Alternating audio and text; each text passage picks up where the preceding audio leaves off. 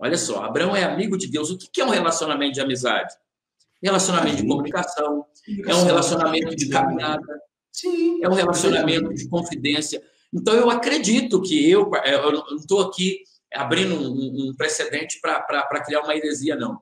Mas eu acredito que esse anjo da teofania, né, que, por exemplo, é o caso de Melquisedeque, sem origem, sem descendência, que vem do nada, mas que é, né, mas que é o rei de Salém, que futuramente seria Jerusalém, que nem existia até então, né, e que é o rei da paz, e aí Isaías vai dizer que ele é o príncipe da paz. Então, eu acredito que nessas nuances aí pode ser que seja Jesus que estava ali com Abraão, confortando ele, dando ele a certeza de que tudo daria certo lá para Ló.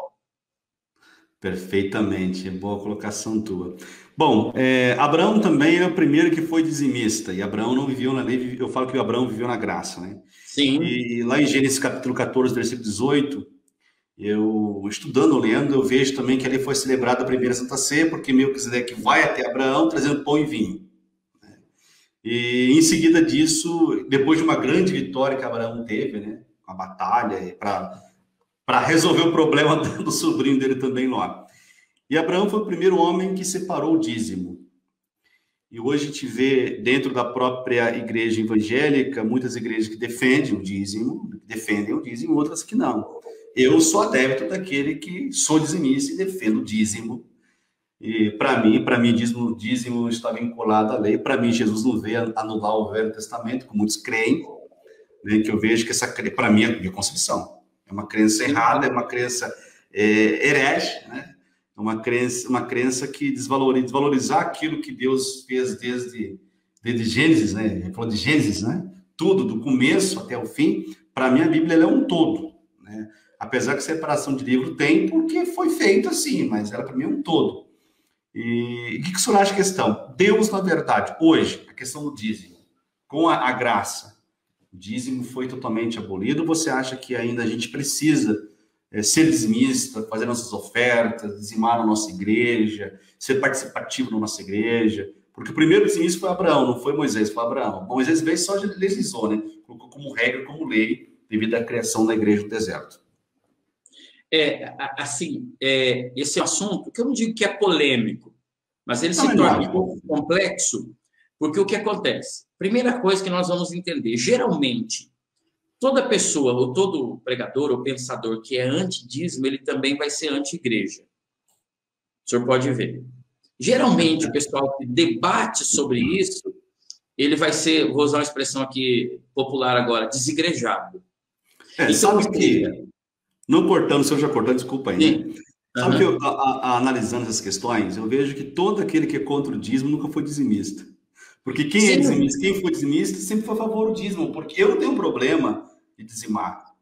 Eu não tenho problema de dizimar porque é o valor que existe. Se eu tivesse 1 milhão para dizimar, glória a Deus, né? Para mim, não vai fazer diferença nenhuma, porque está em mim. Eu fui ensinado na primeira igreja que eu me converti a ser fiel a Deus, a honrar a Deus.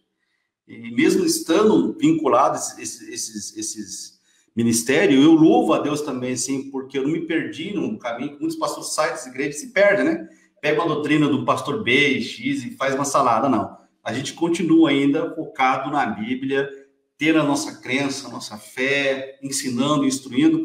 Então eu vejo o seguinte, que é contra o dízimo, é contra a igreja, né? E é triste. Existe essa vinculação, né? Existe.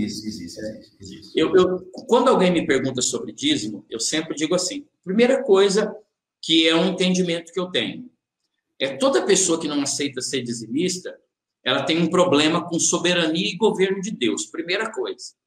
Por quê? Porque se eu sirvo um Deus soberano, e se eu tenho o governo de Deus na minha vida, o porquê eu não posso tornar Deus participante também das minhas finanças. É o primeiro ponto.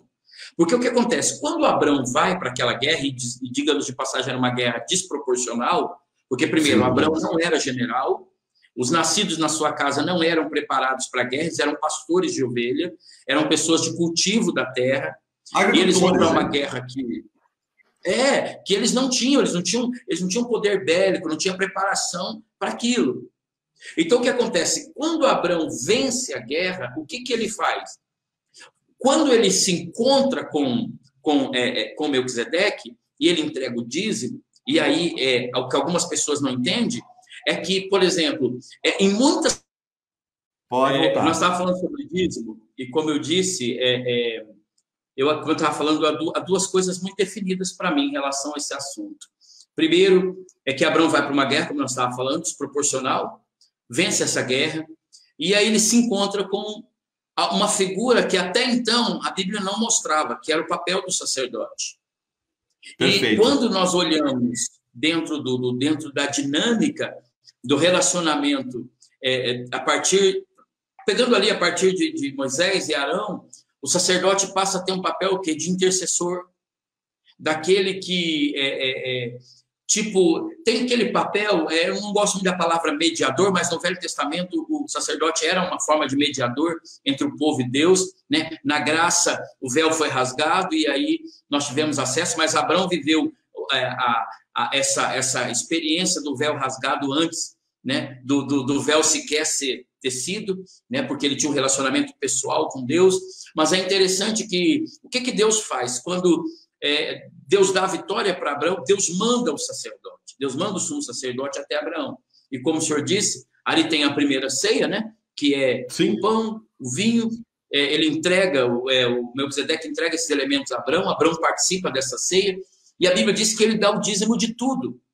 Ele devolve o dízimo de tudo. Então, ou seja, a primeira coisa que eu vejo em Abraão que é o princípio da gratidão. Eu acho que toda pessoa que é dizimista, primeiramente, ela é grata. Eu acho que toda atitude de não ser dizimista é uma atitude de ingratidão. Primeiro, por quê? Porque tudo pertence a Deus. O Salmo 24 diz, do Senhor é a terra, a sua plenitude, o homem e tudo que existe na terra. Ou seja, por isso que a palavra que mais se aplica, ou pelo menos o pessoal mais aplica, mais trabalha em relação a dízimo, não é dar, não é ofertar, é devolver. Ou seja, é restituir a alguém aquilo que já lhe pertencia.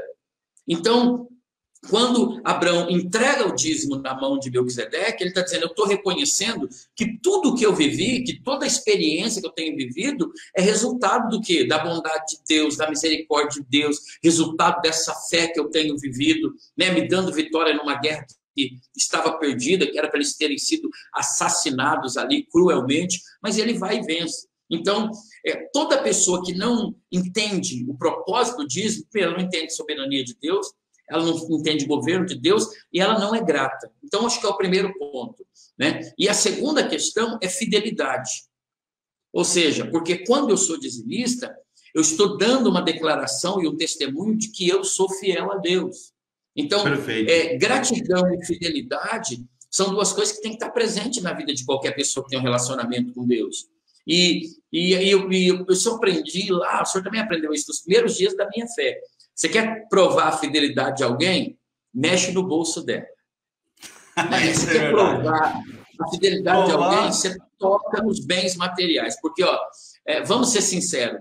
Por quê? Porque o ser humano tem uma natureza materialista, acumuladora, né? Ou seja, a gente quer cada dia ter mais dinheiro, quer ter o carro melhor, a casa melhor, se vestir cada vez melhor. Isso não é um problema. O problema é quando eu quero fazer isso com aquilo que não é meu. Perfeito. O problema é quando eu quero viver, né, isso com aquilo que não é meu. E o que acontece? Por isso que existe, às vezes, uma resistência do pessoal que é contra dízimo, principalmente quando a gente aborda a questão de Malaquias, que Malaquias, né, não é nem Malaquias, é o próprio Deus que diz que o povo está roubando ele. Ou seja, porque o quê? Porque aonde é que o ser humano é provado na sua fidelidade? É nessa questão. É quando é confiado a ele um bem, é quando é confiado a ele alguns bens ou um valor, e ele tem a capacidade do quê? De não se apropriar daquilo que não é seu. Mas do quê? De devolver com fidelidade. Então, eu acredito nisso. Pode ver. Vou voltar àquele ponto que eu disse. Geralmente, quem é contra dízimo é o que o senhor disse. Nunca foi dizimista. Porque toda pessoa que viveu a experiência de ser dizimista, automaticamente, ela não tem como ela se opor a isso.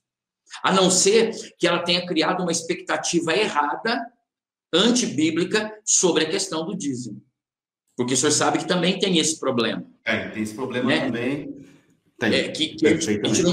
A gente não tem como negar isso. Por quê? Porque existem muitas pessoas que querem usar o dízimo como uma moeda de barganha. E eu não barganho com aquilo que não é meu.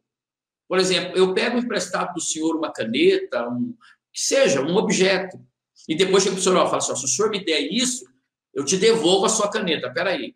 Isso é equivocado, isso é uma relação equivocada. Por quê? Porque já é teu. Eu te devolver é uma questão de compromisso, é uma questão de fidelidade. Então, esse é o primeiro ponto. Entretanto, nós temos que entender que o próprio Deus, aí, por questão de poder dele, atrela a fidelidade do dizimista a bênçãos que ele decidiu liberar sobre a vida do dizimista. Isso aí também é indiscutível. Mas o que acaba acontecendo é que algumas pessoas, elas criam uma expectativa errada ou uma crença, não é nem questão de fé, uma crença errada, como se o dízimo fosse moeda de barganha. E não é. As bênçãos advindas do dízimo é resultado de fidelidade e não de moeda de troca. Então, aí é que entra o grande problema. E também nós temos uma outra situação, de pessoas que, de repente, chegaram na igreja, ouviram sobre dízimo, e o que acontece? E elas se lançaram, por exemplo, em ser dizimistas, mas tem as grandes questões, que eu chamo de chaves, para ter uma vida próspera, que não é só ser dizimista, né? E que é um grande problema. Porque o que acontece? Abraão era dizimista, mas Abraão era um homem trabalhador. Perfeitamente. Né? Abraão era dizimista, era trabalhador, mas era também um exímio administrador. Porque, às vezes, o que acontece? Naquilo que é a ação de Deus, Deus vai agir. Naquilo que é a minha responsabilidade, sou eu que tenho que trabalhar, sou eu que tenho que me policiar nisso. Então, às vezes, eu sei que talvez não seja o tema do que nós estamos conversando, mas eu vejo muito isso. Então, primeiro ponto, quem não é dizimista é porque ele não entende governo de Deus, não entende soberania de Deus, ele não é grato a Deus e ele não é fiel a Deus. Outro ponto que nós vamos, para mim, só não me estender muito, a questão do Novo Testamento. Né? Porque eu não vejo a presença do dízimo no ministério de Jesus. Nós temos que entender uma coisa. O dízimo era praticado nos dias de Jesus, e Jesus falou isso. E Jesus não censurou, Jesus censurou hipocrisia, Jesus censurou religiosidade vazia, Jesus ele censurou aquele que queria apedrejar a mulher porque foi pego em adultério, mas que também era adúltero. Ou seja, era pecador. Mas ele não censura. Jesus não aborda isso, por quê? Porque não era prioridade no ministério dele, porque já era uma prática comum entre os judeus. Era comum. Jesus trabalha muito pouco a questão de sacrifício nos evangelhos, por quê? Porque já era uma prática do judeu, já fazia parte da vida. Começa em Abraão, é corroborado, fortalecido na lei, e se torna uma prática. No entanto, eu tive a oportunidade de caminhar com alguns rabinos judeus, eles são dizimistas fiéis, dizimistas das mínimas coisas. Das mínimas. Se o senhor der um presente para um judeu, ele vai perguntar o valor. Se o senhor não falar, ele vai tentar achar onde o senhor comprou, para saber o valor do que o senhor deu de presente para ele, para tirar o dízimo. Faz parte da cultura deles. O judeu começa a dar dinheiro para o filho muito pequeno, não para o filho acumular riqueza, mas para o filho aprender duas coisas.